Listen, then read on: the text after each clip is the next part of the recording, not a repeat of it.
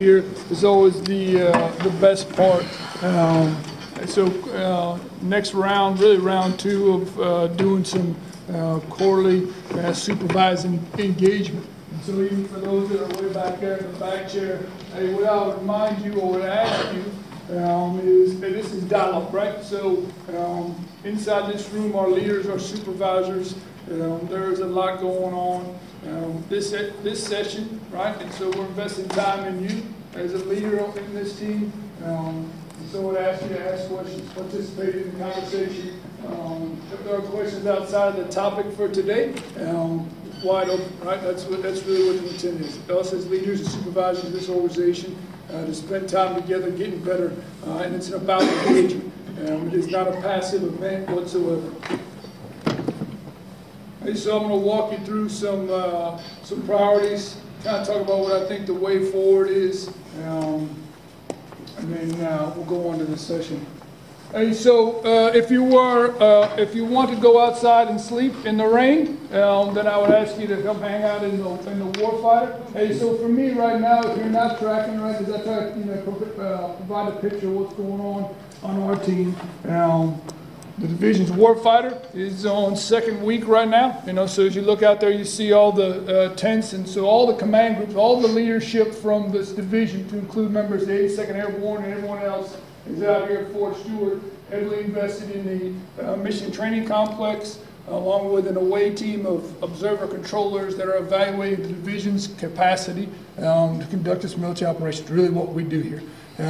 How much are we supporting that? So obviously in DPTMS there's a lot of work going on. There's work going on to make sure the trails and the routes that allow those guys to get there and keep power on and run that exercise. Hey, but for me, that's the #1 priority, right? So you look at everything else that we do, making sure the division is ready to conduct its wartime mission. It doesn't get any more important to that. Although we don't touch it in a lot of places, it's still our #1 priority. You may have seen members of the 48th Infantry Brigade Combat Team from the state of Georgia, right? So over the weekend, Sergeant Major and I spent a lot of time with our veterans across the state of Georgia at different locations. One of the things we highlight is this great state of Georgia and this team's train-up that runs really now through January. And before they deploy for a 9-month rotation to Afghanistan. So that should touch a lot of our team, right? So you may see them across the board here at other locations. For me, it's really two things. One, getting soldiers and leaders ready for combat. I'm going to take them out here at Fort Stewart. The second part is, and this is really where I need your help as leaders, and a lot of people got a lot of hands in there, is MFGI. Right, so hey, Fort Stewart, we like to bang on our chest, and we like to put a lot of slides together to talk about our ports, our rail capacity, and everything else. But I would tell you that this is a great opportunity for about 2,000 plus soldiers for us to deploy them and see how our systems work. Right, and so whether you're at Mr. Allman's SRP location looking at throughput, whether you're out on the ranges with Jim and the rest of the guys, hey, there's a lot, we talk about all the time, there's no more important mission that involves as much as the Garrison as us getting the 48th out of here, right? And so not only will they deploy from here, they'll come back through here in Afghanistan. So that keeps us busy. It's also a great test, right? So we will send back to MCOM, back to the U.S. Army. Hey, this is kind of how it went, lessons learned for us as we mobilize the 48. And that runs now through January, right? So if you see them out there, that's what's going on. First ABCT reintegration, right? So, hey, look, we talk about it, and so 1st Brigade came back, and they've been back now for about 2 weeks. They're not even back completely because their equipment's still on a boat somewhere, sailing, getting ready to come on the West Coast. And so they're not, more importantly, so you can go 9 months from about 2 weeks ago, and I guarantee you the average hospital has about 3 babies a day. You can probably triple that come this spring. More importantly, I would tell you that, hey, look, we're in the honeymoon phase, right? So if you're in 5-7 Cav, one of those other formations, you're just coming back off leave now before you enter into a holiday period, into a very unique period of time, as the everyone knows not much gets done in December and it gets to be a hectic schedule. And what we promised, First Brigade is, hey, we'd look after them for reintegration. We would do unique things to help them build their families back together, reintegrate, reestablish those relationships, start getting back into normal business here at Fort Stewart. So everyone's got a hand in that, especially we're looking at, ACS is doing a bunch of things, MWO, really everyone, as we reintegrate them as it went through reverse SRP with Tom Allman. I would tell you, for everyone that's got a hand in them, if you talk about it, if you are a leader and not sharing your formation, talking about it, opening your door up at 8 o'clock, 9 o'clock in the morning, and closing at 4 o'clock will not be enough. I guarantee you, right now, in about, what's the average? I think 60 to 90 days. 60 to 90 days, the blotter, CCIRs, problems with families and everything else go off the chart. Right? And so it's got to be more talk, and it can't come from, I don't know, I don't know what I'm doing, right? I don't know what I'm doing, but I will tell you that 4,500 people are reintegrating if we're going to change what normally happens, which is a whole bunch of lost readiness, soldiers making mistakes, soldiers having problems with their families, and we go First Brigade and cut. Whether that's a Mifflin surge, or a special event, or us going out of our way to recognize the fact that they spent 9 months in Korea, we're coming back. That's what I'd ask this team to take a look at is, okay, what are we doing for them? This is a service business. All the leaders in here, we show up every morning to take care of those soldiers. That's for me one of the big ones as we look through that. Hey, so as you look at the other part that's going on in our organization is 2nd Brigade, right? So 15th Armor Brigade Combat Team, 15th Heavy Armor Formation for the Army, and we're not done transforming that. That's got everyone in there. And I will tell you, so just to kind of give you a time frame of what's going on, we'll go from come back off of block leave, warfight will be over, Marne week will be over, 1st Brigade will kind of be getting back to business. But the priority for us is going to go to 2nd Brigade. No one will have a busier schedule getting ready for NTC in May than 2nd Brigade, right? So they'll be out in the training areas, they'll be all over the place trying to get themselves, which they haven't gone in a while, right? They've transformed and they have not gone in a while. They're going to get busy, and a whole lot of learning's got to go on between now and the CTC location in May. The good thing is, hey, FY19, fiscal year 19, I don't see on the patch chart anybody else going away, all right? I see this team and all its units here for about a year. Great opportunity for us to work on all the things that we do for soldiers and their families. Whether you're running youth sports, working on SRP, hitting the ranges, whatever we do, it's a great opportunity to do it together. And the division, this Fort Stewart and Hunter team hasn't been like that for quite some time. So it's a great opportunity for us to show everyone what we do.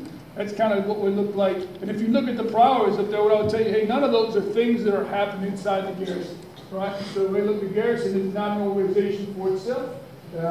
We exist, you exist every day. I ask you not to forget that, to help the soldiers and their families as they work out there. So all those are priorities for the organizations that exist here. That's why we exist.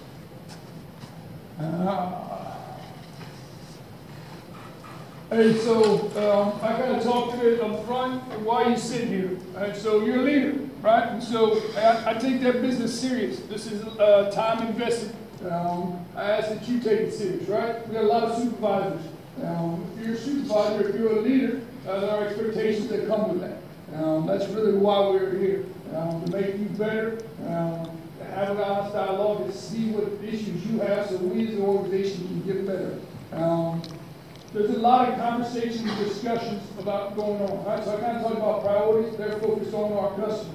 As we look about internal inside of this organization, there is tremendous change going on, right? And so money, I don't think we're getting any more money, right? So I don't think we're going to get any more people. In fact, they've already asked this organization, and I've said it before, to reduce people and reduce money, contracts, and everything else is going forward. So it will remain dynamic. It should not change. In fact, it should demand, it should drive change from the leaders in here so we can do our job better, more efficiently, effectively, reorganize if we have to, so that we are meeting the challenge. Otherwise, I would tell you, as you look at all the changes that are going on, we're going to sit here and do the same thing, right? We'll listen to me run my mouth up here. We'll go back to our organizations and we'll work to protect what we have because we don't have enough already. We'll fight amongst each other for our budgets, and we will fail.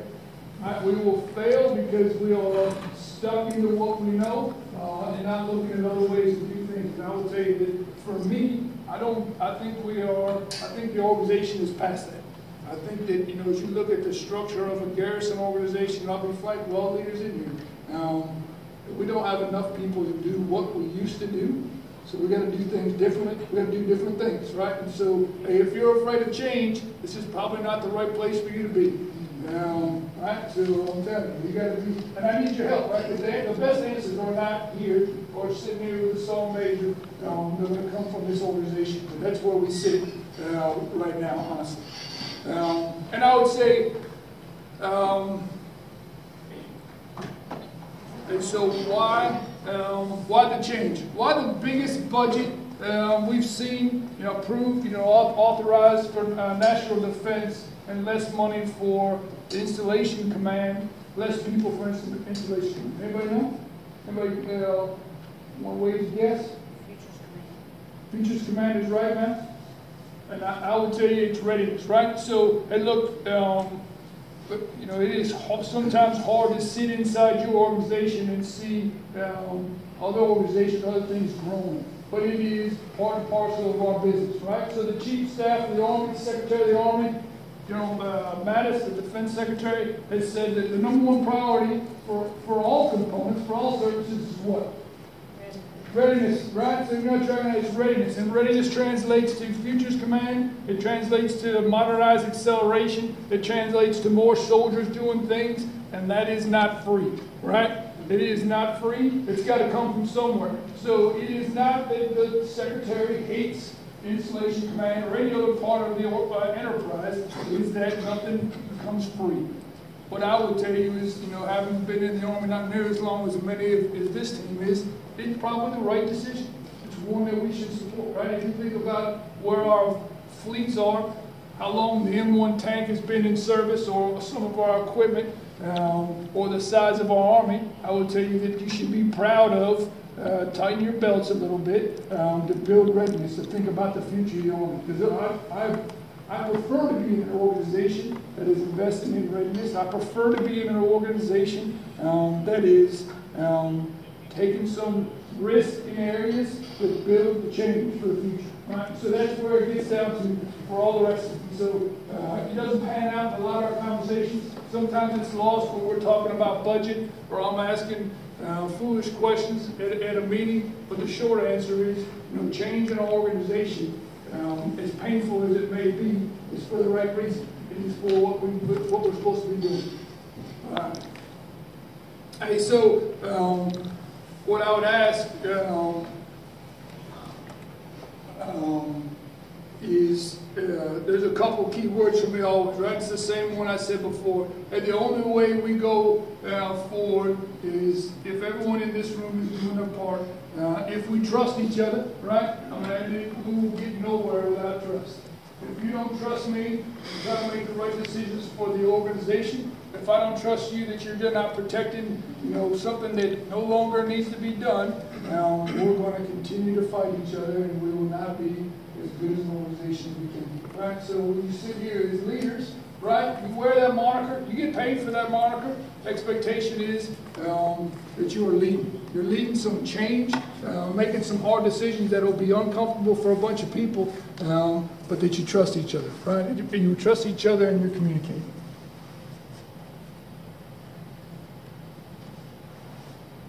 All right. So we're going to hand that off to Nicole. I'm going to hand that off here before I hand this push button thing off. Hey, question, what's on your mind? Concerns, issues, complaints, gripes, whines, just conversation. Morale check. Nicole? Sir? What's good? Morale check. Morale check's good. There's one, at least something on one. All right. What else? Hey, so I got 20 minutes as part of my time, so we're going to stand here and look at each other for 20 minutes. Nothing on your mind. Happy to be here, 4 days over, still waking up, not enough coffee, sir. Everything's swimming. Nothing's good. Everything's good. So you talked about your priorities. I didn't see anything on there about your organization as a priority. Yeah. Is there a reason why you don't have that as a priority? Yeah, so conscious decision, it's a great question, Mr. Allman. And so, hey, look, I would tell you that the ones that I built and shared here were externally focused. And I did that on purpose because I think that's, as soon as I start other things in this organization needs to change, are there other priorities I have? Yes. And those that affect both the budget and the organizational structure and the change, those I share with those that are running or leading the change. It is one that we get back together next time. I'm comfortable sharing. But I would tell you, I honestly believe that I don't have all the answers. The change piece is hard, right? So as much as I'd like to say that we have the authority and I can change all the things I want to change, I got to iterate a bunch of times. I got to ask my boss. You've got to ask her boss as we work to change internally to the organization, Tom. But we are, and those are priorities. The only reason I chose the priorities that you saw back here is because they support, because they support someone else's, right? My priorities are nested in my boss's priorities. It helps drive the organization and the focus. I have my own some internal priorities, but these are focused on the next one. That's a good question. Other questions, issues? Mr. German, Life is good, sir.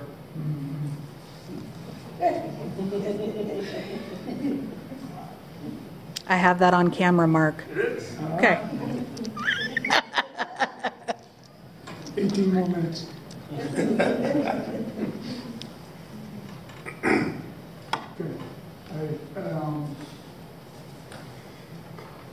I would say that we don't do this enough. It's important.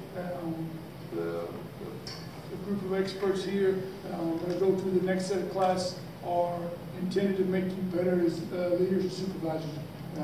So it asks you, to ask the hard questions, see if they have the answers, but it intended to make us all better as a team. All right, good. You're up. Someone drive for you? Morning, everyone. Nicole Price, Office of Staff Judge Advocate, if we haven't had the pleasure. So, the last time we came together, we had a couple of do-outs. The first do-out that was asked was, how long does it take to process these adverse actions once it says to LMUNR and CPAC? So, we had to do some data digging. These are the numbers that Paul gave us. For an official reprimand, it takes us 1 to 3 weeks. Non-appealable suspension, 45 to 60 days. And appealable action, 60 to 90 days. Now, this does not include the investigation. This includes when the supervisor comes to CPAC with an idea of what they want to do and what evidence that they have to support it. So that's something that's very important, is that this is a collaborative process. It's not a linear process where you submit something and then it goes off and works through these mysterious channels. We want to educate you as much as possible about the process, why we're asking for the information that we're asking for, what we need, because the more well-rounded, solid file that you can submit for processing, the quicker this process is going to be, the more efficient the overall process is going to be. So that's kind of what the point is here. Now it does take us a little bit longer to get to the appealable actions. Do MSPB review. We're going to ask more questions. We're going to peel back as many layers of that onion as you can before we get there. Because something that you might recall from last time, what you roll with at hearing is the evidence file that you present to the employee at the time you take the action. You don't get to add to the file. You don't get to testify and give information that you knew in your head that didn't somehow make it into the black and white pages of that evidence file. So that's why we're going to be very thorough. We can always work to look for more areas to be more efficient and to try and expedite these processes because they are important to you and they are important to the health of your service line.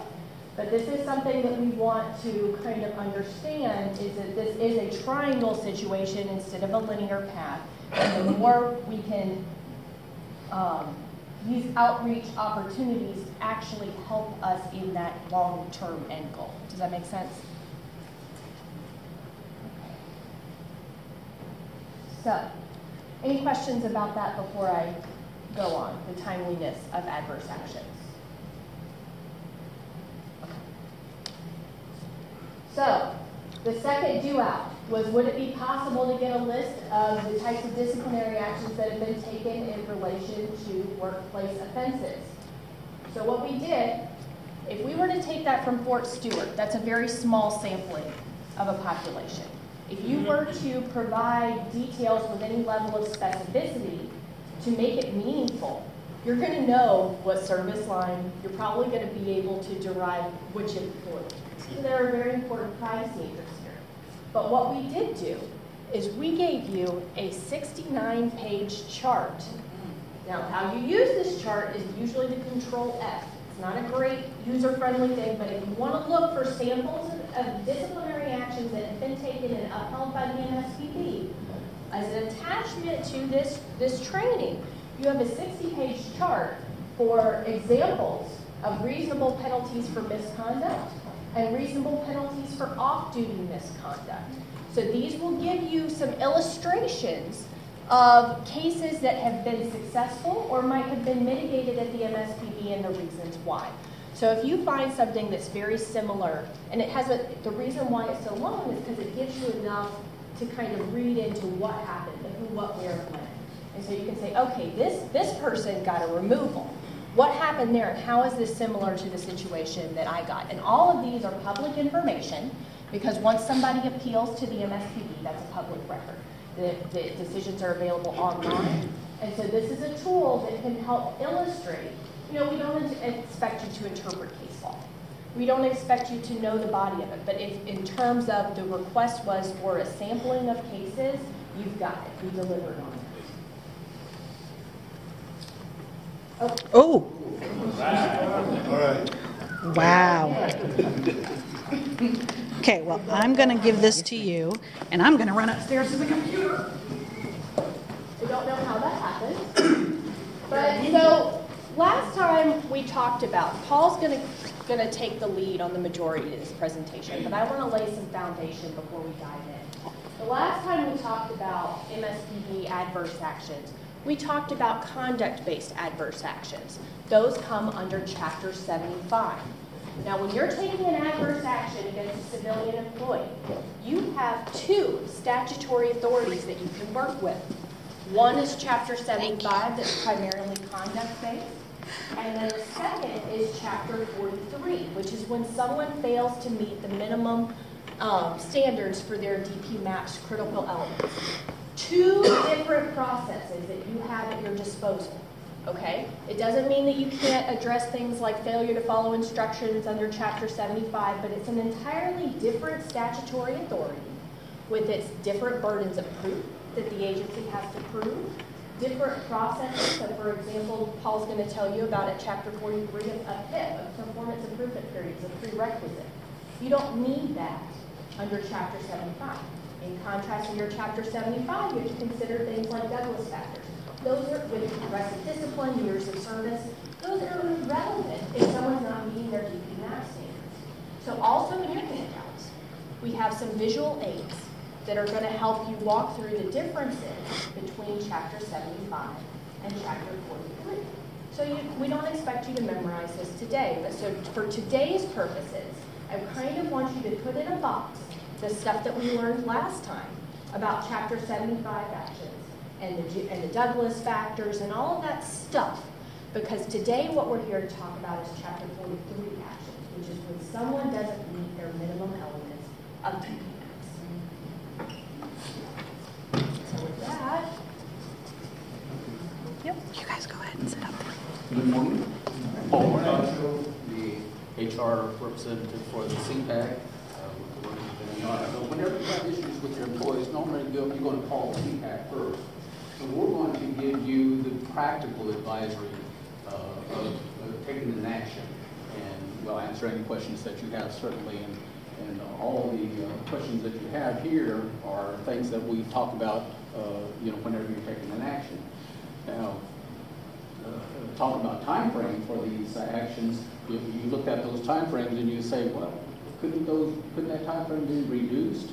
And it can be. It can be. Many times that we have had emphasis and put on actions, and you realize that a letter only takes a couple of hours to write, and that could be issued to the employee. But there's a response time that the employee has depending on what the action is. And so it's between 7 and 10 days that they have to respond. And then a decision letter is given, but it's 30 days before the action takes place. So you see there's time frames already built in that we have to work with. But certainly the time frame can be reduced.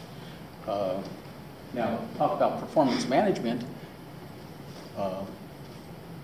Naturally, we're not going to talk about everything about performance management because that gets into DPMAT, and you're fully aware of that, but it's a large part of position management. So, looking at this slide here, Ms. Price has already gone over the difference between Chapter 43 and Chapter 75. And one of your handouts, and I'm going to mention about 3 or 4 handouts that you received, so I hope that you're familiar with those.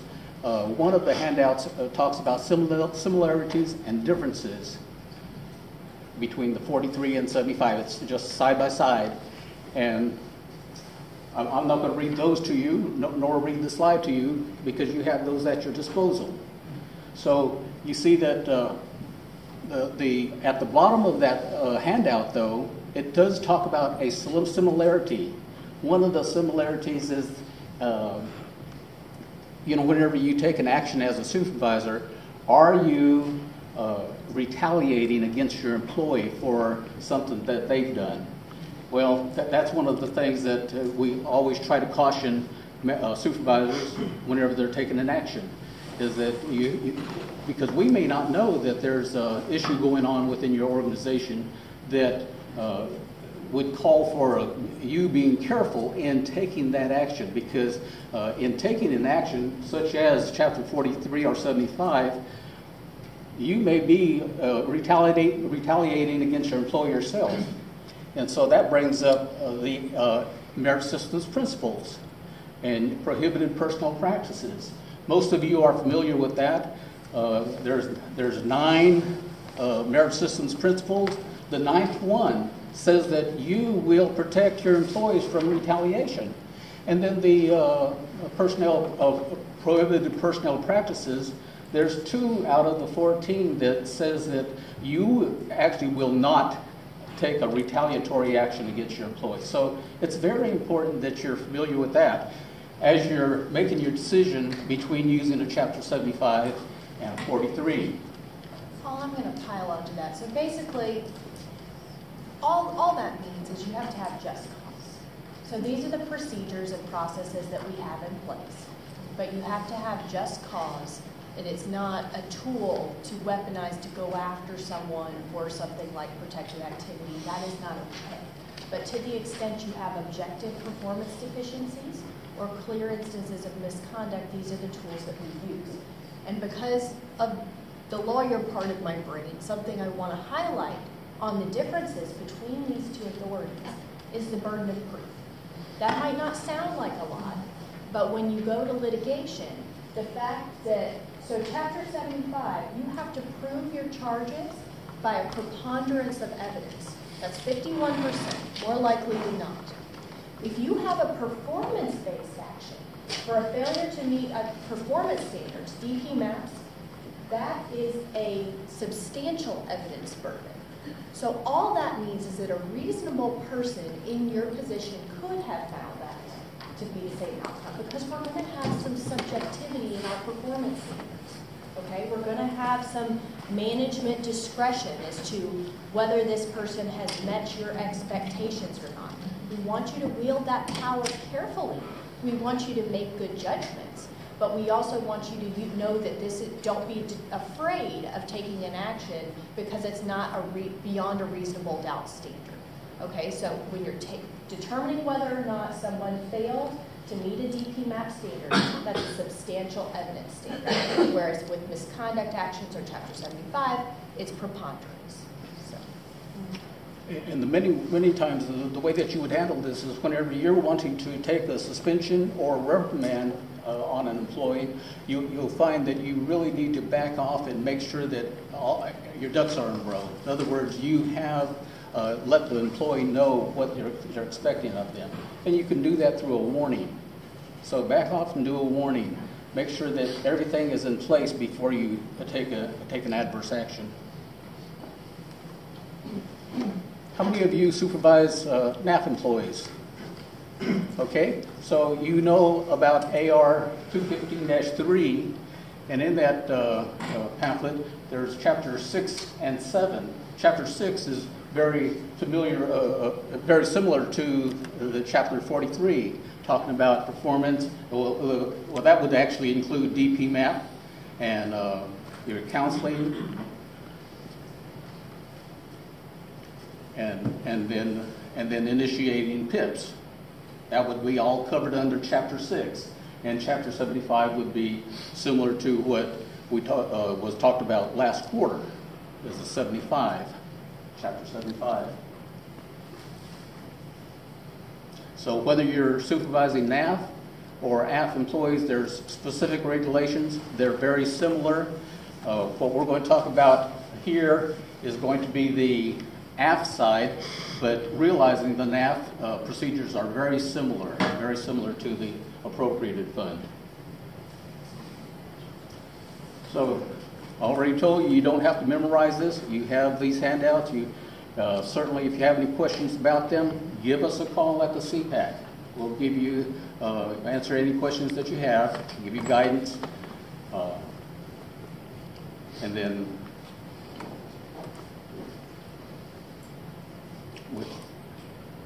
one of the most difficult things to do, I think, as a supervisor is to take action on performance.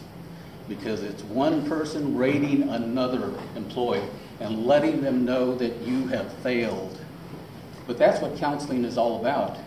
And think about it, throughout your counseling with your employee, you're doing a modification of the PIP all along.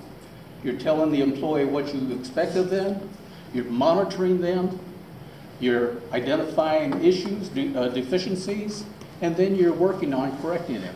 You're deciding on what measure to take. Do they need training, or do they need to be? Do you need to use Chapter 73 or 75 or Chapter 43 on them? So it's your determination. So that two determinations that decisions that you would have to make would be, when do you take the action, and then which action do you take? Well, those are the questions that we help you with whenever you give us a call. Concerning issues that you have with your employee. So we'll go through these three steps here.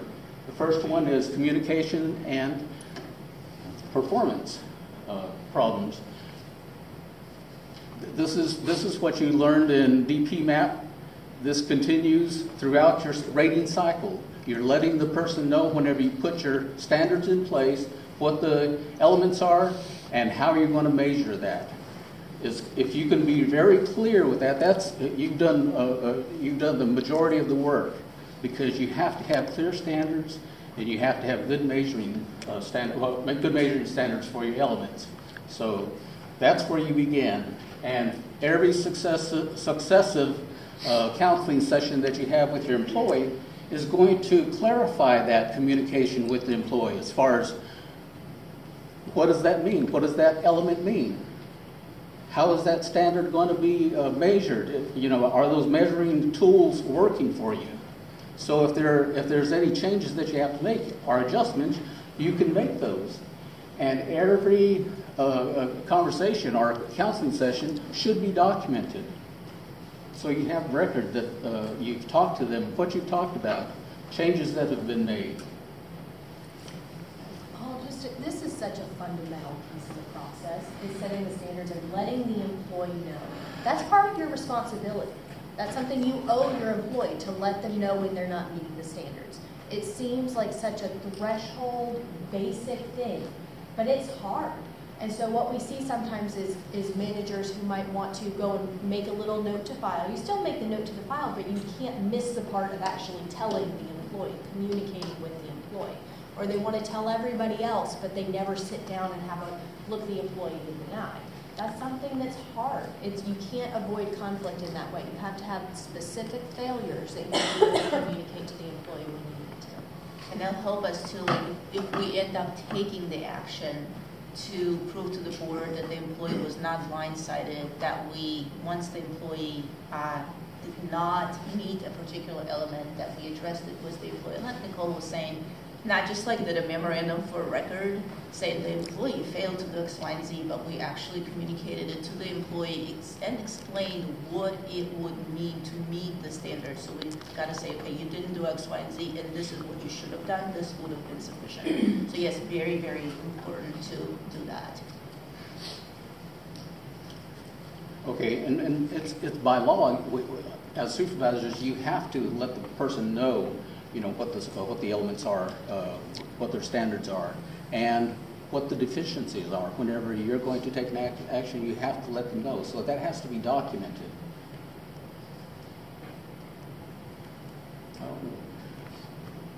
So this is just a basic counseling session. Whenever you're counseling your employees, you know that you need to be prepared.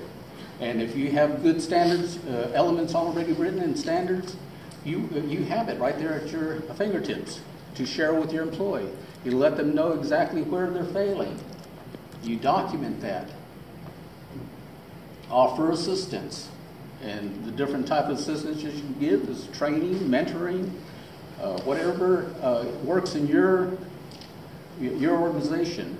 It may be different in different organizations. So you have to identify, what does the employee need? Or is it is the employee just refusing to work? You have to identify what the issues are.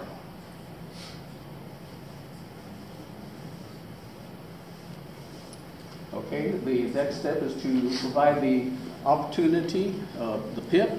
And again, this is just a special name that we give to this period of time, but you're doing that throughout your rating process. Now, this would be, these are the components of a letter, a PIP letter. And so you do not have to write the PIP. I know that in your handouts you have a sample of a PIP, but you don't have to write that letter. We do that for you. But you do have to give us the specifics of it. You have to let us know what element did they fail in. What are the standards for that? Show us your notes on the deficiencies that they've had, that you've noticed. And the question is do you have to wait until the end of the rating period, whenever you finally determine, well, they're failing at the end of the rating period before you take an action? No. If this happens at the midpoint and you see that the employee is failing, well, you can go ahead and take an action then. Because if you're counseling them, you have notes showing that they're not meeting the standards. And so we can take an action even in the middle of a performance rating period. That is very true, and it's important to post in terms of action. It's the PIP. So sometimes there's two schools of thought. One is that we rate the employee failing and then we PIP them. But even a better way of doing it from a legal standpoint is PIP them first, extend the ratings, see how they do in the PIP. If they did not meet the PIP standards, then we fail them after. So we don't rate them until they're still not doing well. Instead of rating them, we put them on a formal PIP, we initiate that procedure, and then once that's completed, if the employee still did not meet the standards, that's when we rate them failing. It's just a little tip. This is a non-negotiable part of separating an employee pursuant to Chapter 43. So everything's a trade-off. You get a lower burden of proof, but the employee also has a period to demonstrate improved performance. You don't have to necessarily, you're not trying to take an unsatisfactory employee and make them an outstanding employee during this time. You still have to, they're your minimum standards. Whatever you set as your fully successful standards, they have to demonstrate that they can be fully successful during this time on whatever critical element that's at issue. So you're not going to get around the PIP if someone's failing. So it's better to do it sooner rather than later if you have some clear-cut examples of objective performance deficiencies, rather than waiting until the end of the year. Yes, sir. Yes, sir. What is a reasonable time to improve? Like, what is a standard? That's a good question. I'm glad that you asked that. The reasonable time would be the time frame that it would take for supervisors to identify that the employee deficiency that they had on the performance has improved. And so you have to give them sufficient time, reasonable time, to improve on that particular item. Now, a lot of jobs have routine things that they do every week. And so if that's the case, you can measure that every week at least. Some of the higher grade jobs may be several months or even up to a year before you can measure it. But the idea is to cut that time frame down to the minimum, to where you can measure their performance. And go ahead. Sorry. So most frequently, it's 30 to 90 days. It used to be that a lot of managers would err on the side of caution and do a 90-day period. Then the executive order came out and said, thou shalt not negotiate with your bargaining units more than a 30-day period. Then that was appealed, that executive order. So the court determined that we cannot put such a provision in our bargaining agreements. So now we're back to basically what Paul was saying. Still usually within, the normal is within 30 to 90-day time frame. If it's widgets, like Paul was saying, 30 is fine. If it's a project that won't be completed until 90 days are up, then it's reasonable to do 90 days to make sure that we were able to successfully evaluate that employee on a particular project. But so we're back to what's reasonable. The type of job matters and what critical element you're dealing with matters. And you know what? You don't have to go the whole duration.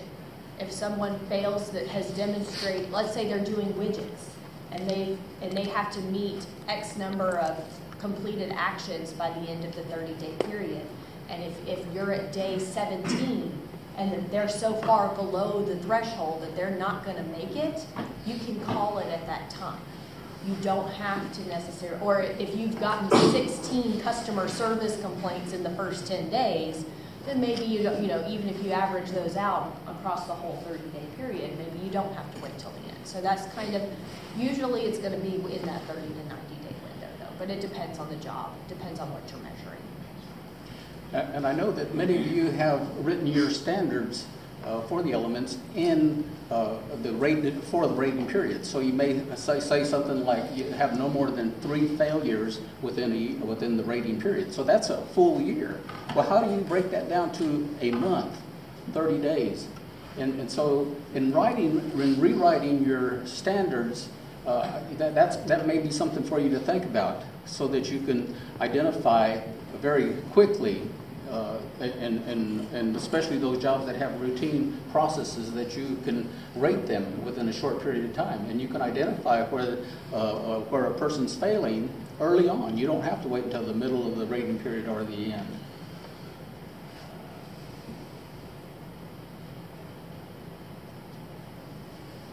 Okay, here's ways to manage a PIP. So you would meet weekly with your employee. Let's say that you have a 30-day PIP put in place, and during that each week, before each week starts, you go ahead and let them know what their assignments are and what you expect of them. And so at the end of that week, you would meet with them, let them know how they did, and you give them money tips.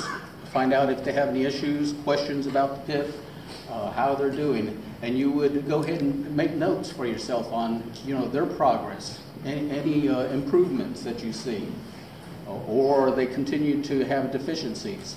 You do this for 4 weeks during the PIP period, and we will be there for your assistance as well, so that You could send us your notes or let us know what happened verbally, and we can give you any guidance that you would, or answer any questions that you have at the end of each week, so that by the end of the PIP period, you will be able to make that determination on whether or not they have raised their level of performance to at least the needs improvement status rather than failure.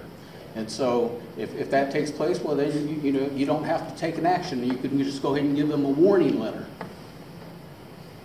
But if they're at the end of that rating period, or at the end of the PIP period, they're continuing to fail, then you will have to make a decision on what action are you going to take, and then go ahead and propose that action.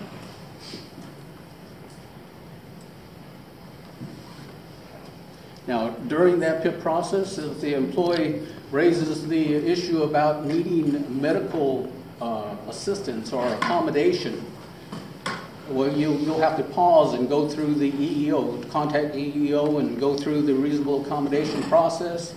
And through that process, it's very possible that if there's nothing that can be found, that an employee can be reassigned. So that would be one thing. Other things are things that would help the employee perform their job, and that's a person that has a medical issue, a disability that can be be assisted by some type of accommodation and allow them to perform all the necessary work of their job. But certainly during this time, you do not lower the standard for any issues. You do not want to do that. And note here, it's pause. You don't start over. You pause right where they are when they raise the medical condition.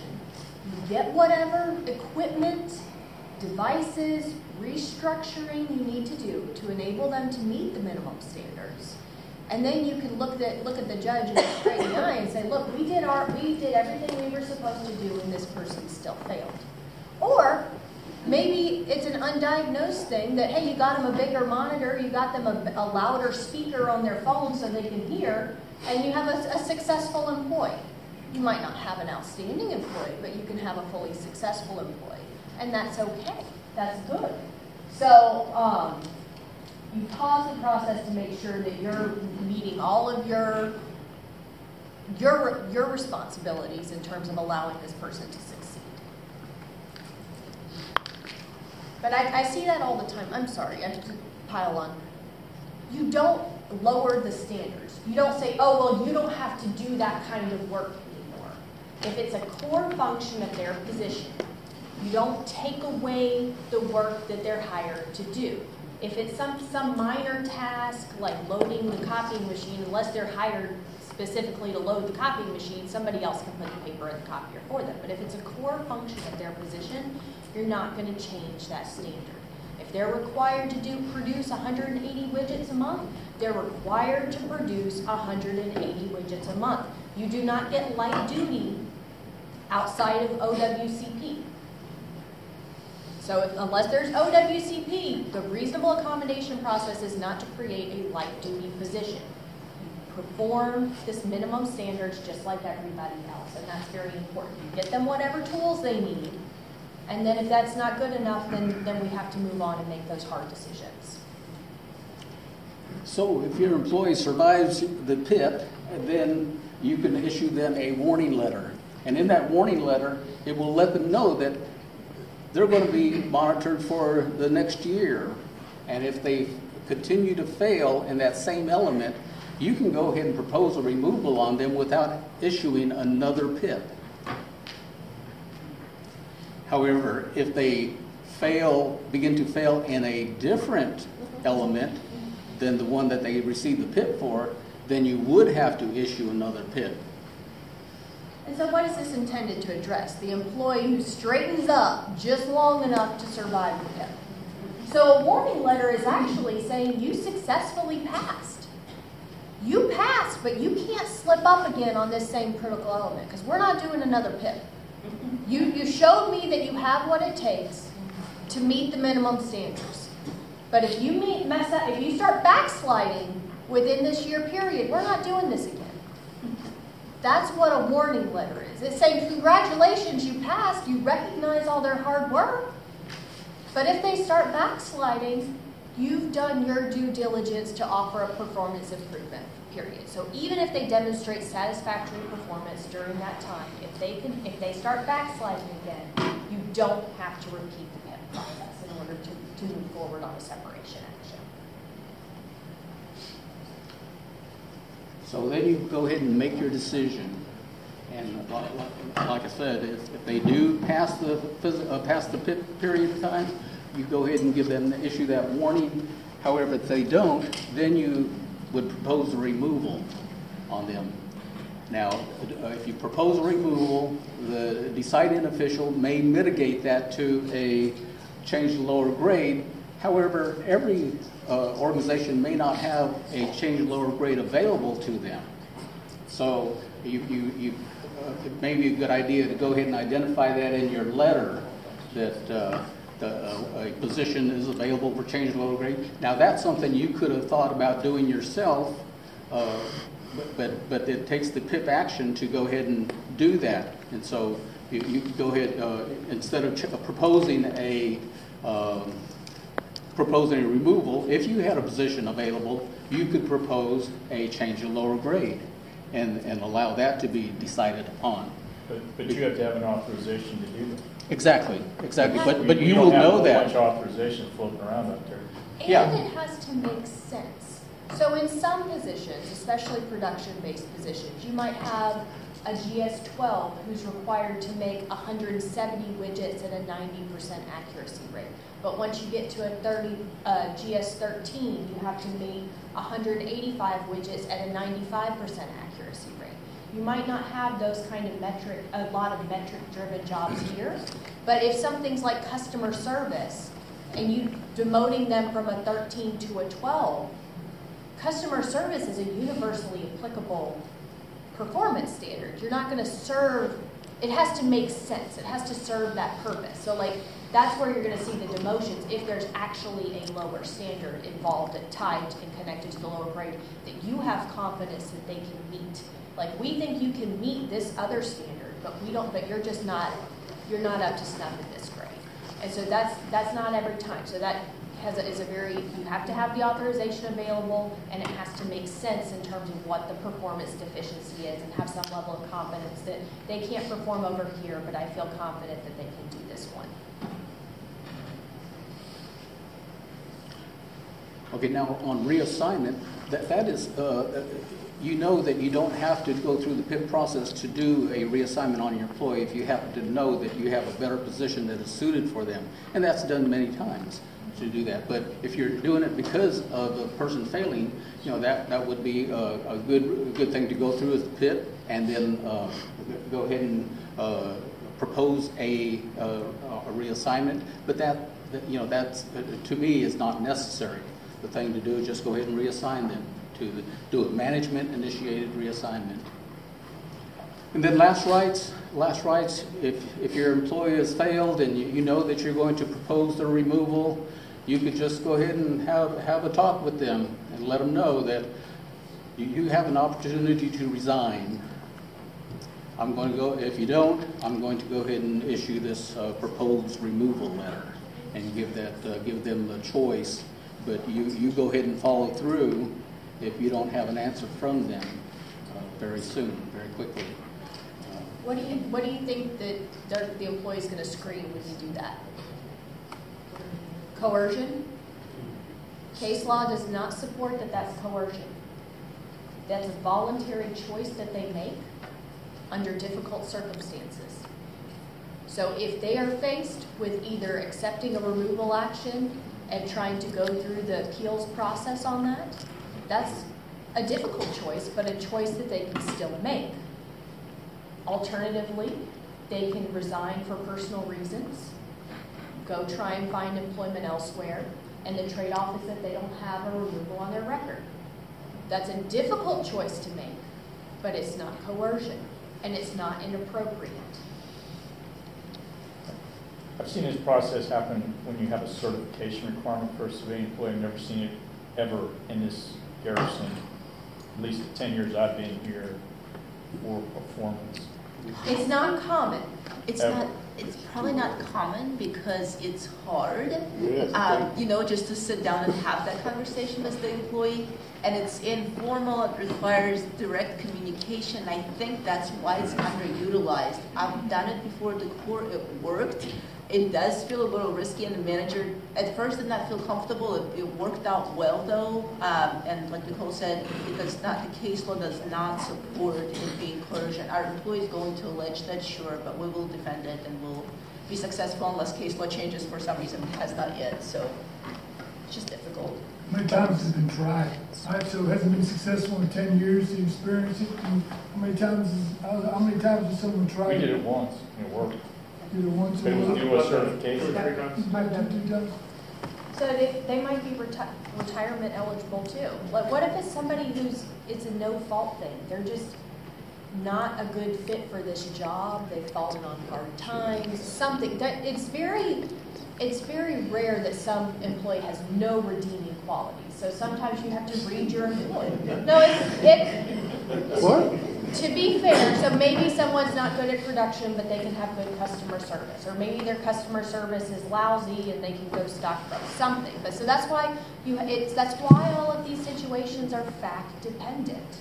It matters, you know that individual employee, you know their work history, you know some level of their emotional intelligence and their emotional history.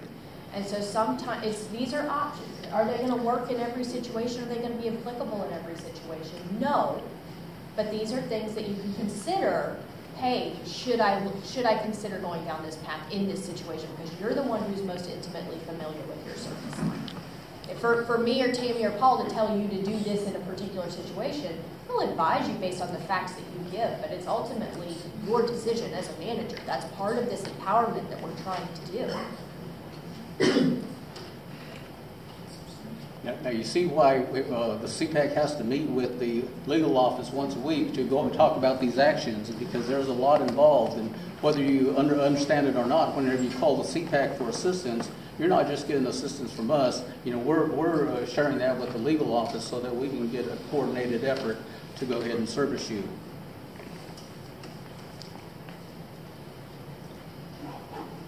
We have one more slide here, or a couple more slides. The first three bullets here would be for the proposing official to take a look at. And, as you're proposing, the action to remove, you go ahead and consider any improvement. If the improvement wasn't well enough, then you're going to go ahead and follow through. You have to specify the instances that the employee continued to fail during that PIP period. Now, we're only talking about the PIP period, failures. We're not talking about the pre-PIP or post-PIP. We're talking about what they did during the PIP. Okay, and then the deciding official will take care of take it from there. Once they receive the proposed letter, they will go ahead and hear from the employee as the employee makes a response, and then they would go ahead and make the determination to take an action. That will be issued. The effective date would be no sooner than 30 days from the time that you receive the proposal letter. Certainly the decision has to be delivered before the effective date, and then in the letter itself, the decision letter will give the employee their rights as far as appealing. They can grieve it, or they can appeal it to MSPB. And this next slide here gives you a time frame of what that looks like a bit here. The first 4 or 5 slides here is the actual PIP itself, where you're discussing with the employee each week and letting them know how well they're doing and whether they're improving or not. And at the end of that 30 days, you have to make a decision to go for what you make at the end of that 30 days. You do the proposal, and then it goes down here to the employee, and the employee has a time to respond. That's their due rights, and that's where they're making the response to the deciding official. And then the letter is issued within that 30 days so that it can be effective within or after 30 days of the time that they receive the proposal letter.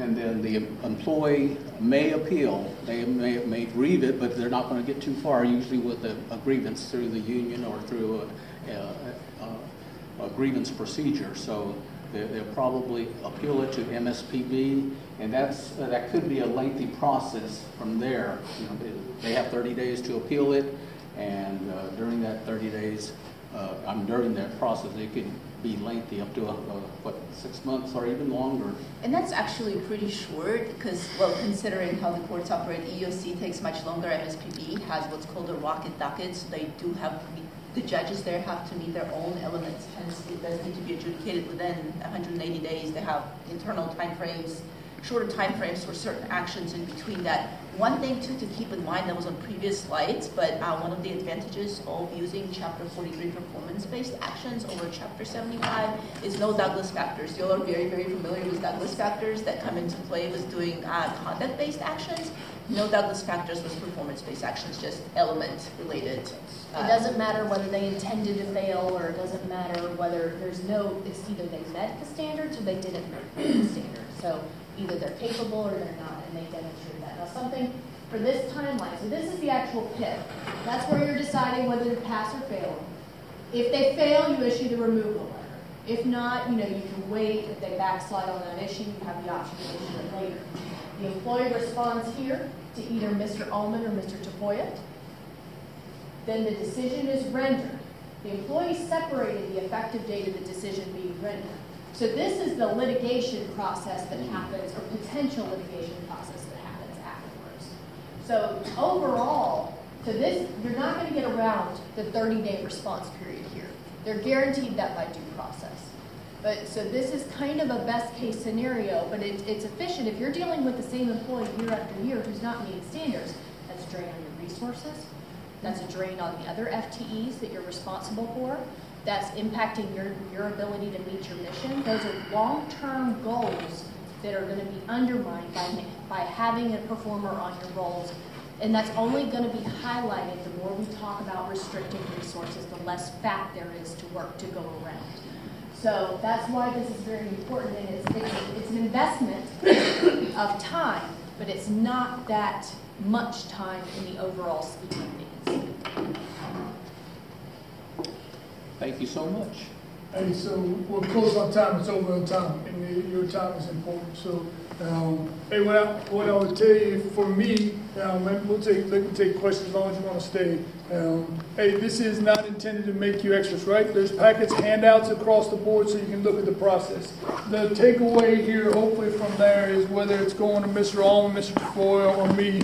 Hey, look, what I would tell you honestly is, you talk about FTEs or numbers or anything else, it's about people. And your job, your responsibility to the rest of the team as a leader. And that's why you're here. I would honestly tell you, if we had an honest conversation, does everyone on our team right now do their fair share or belong to be here? Probably not, right? So that's just in the nature of an organization. The intent behind this morning is to tell you that, hey, from Mr. Thomas, from Mr. Allman, Mr. Tafoya, to this team here, to the deputy and I, Sergeant Major, hey, look, I support you. The last thing we can afford is you or someone else picking up for someone else that's not doing their job, right? Everyone's got to pick up, right? And so you know that always in an organization, there's about 30 or 40% horses that are running hard, picking up for everyone else. We can't afford to have other people having free rides. There's no free chicken here. And I'm just telling you, right? And so there's no free chicken. And so your job, your responsibility to me, to the organization, to everyone else is to make sure everyone else is doing their job. And if they're not, hey, I will help you. They will help you make sure that we're keeping people accountable. We'll be a better organization for it. All right. I'll leave for questions for the august body here. If there are any. Of the MSPB Chapter 43 cases, what's the percentage that have been overturned, that have been appealed? That have been appealed or overturned? Overturned. I don't have that, I can pull that data. And so we'll send that back. That's a good question. I'd like to see it across the enterprise, right? So just so we kind of know where we're shooting. Let's do I it. will share that the overwhelming majority of actions, adverse actions that are taken by agencies across the board do arise under Chapter 75. Chapter 43 is a very underutilized tool that people have. You're going to see more progressive discipline based on failure to follow instructions or based on pure misconduct. I don't know whether it's due to a lack of understanding or appreciation of the benefits that this has, or the idea that, you know, the PIP is the prerequisite for it. But the overwhelming majority of adverse actions that are taken by agencies do not arise under Chapter 43. They arise under Chapter 75. So I would have to pull that data for what the percentage is. I would expect it to be higher because the burden of proof is lower. It's a substantial evidence burden. So I would have to get, that could be a due out for the next. So high sustainment rate. Sir. Is this a huge problem on the post? Because it seems like we spend a lot of time talking about incompetent employees. I don't see it where I'm at. That's a good sign, right? So it is not intended, that's a great point. It's not intended to say this place is full of incompetent And employees. they've been hired a long time, or is it because 3 people are selected at CPAC that knows everything about jobs and looking at resumes and can tell if they're not overinflated, et cetera? Are they getting those people, or? So I would say, sir, that hey, look, the organization is not full of incompetence by any stretch. There are a lot of great people out here. I would tell you that, you know, at least at my level, the hard part is the rumors and or the concern that's shared that, hey, if you have someone that's not performing, your lack of, your perception that you have no tools at your discretion as the leader to hold them accountable, or that as you show up here as an employee for the government service, that you're guaranteed free chicken and you're untouchable. Not a true statement, right? And sir, I have a comment. You're fortunate if you've not experienced that. If you do, the adage I say is 10% of people are going to eat up 90% of your time. So if you've got a team of 10 people, if you've got one bad apple, you will spend every penny and ounce of your time focusing on trying to get that person to perform through regular counseling, PIP, or if it has to go to remedial action. So the problem is we don't have that time to waste. I mean, we need all the people in the boat rowing in the same direction. If that person's just standing there, or conversely rowing against you, you got to get them out of the boat, or you got to turn them around. It's really, really hard. The other part of it is when there is the perception that management's not supportive. Okay, I'm talking mythbusters. That you can do whatever you want and you're still going to keep your federal job. There's no penalty. I mean, I brought it up last time, and I thank you for these examples that you gave to us, because it does show that there is an action and then there's a corollary repercussion, but management has to follow up with that, and that starts with the supervisor. So besides the fact that it's uncomfortable for you to tell Bubba that he's a loser and can't do this work, I mean, we're not going to use those words, obviously, but then it's the burden is on you to make him better or get him off your team, or her.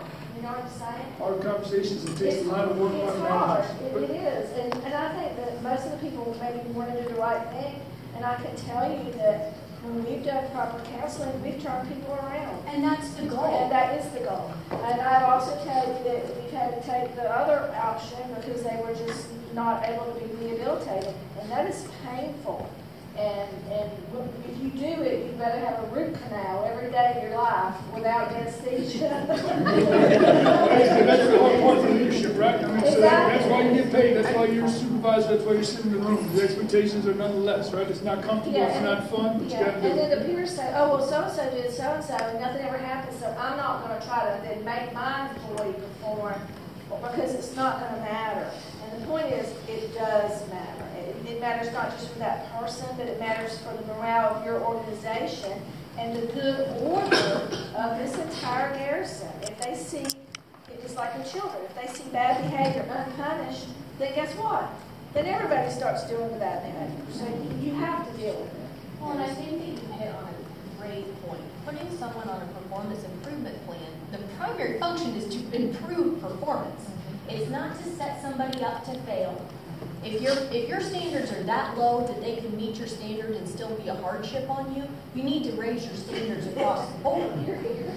So you should have adequate standards, and then if they meet the standards at a fully successful level, that's your goal. You've achieved that. You know, you can do all you want, but and I think it's important to highlight the backsliding effect. Anyone can tighten up for 30 days, and then if they backslide again, you don't have to repeat the process. So you shouldn't be so scared of going ahead and pulling the trigger on getting a formal plan going. It's not that boring. You're sending a letter to your employees saying, these are your standards, this is where you failed. We're gonna have some intense mentoring or whatever you want to call it. We're going to do a performance improvement plan, and we're going to set milestones for each week, and we're going to do this for 30 days. And either you can show me you can meet the standards, or maybe this isn't the right job for you. And and then if they start saying they need equipment, if they start saying they need, coaching, you give them all the tools that you would for any other employee to help them be successful, because their success is ultimately your success. So this is just part of the process, but it is a mandatory part of the process if you're going to ultimately, if someone is not able to meet the standards or refuses to meet the standards. Long then answer, you good can't question. Other questions? Okay. Taft, appreciate your time as always. This group will stay up here for any questions that you have. Have a great day.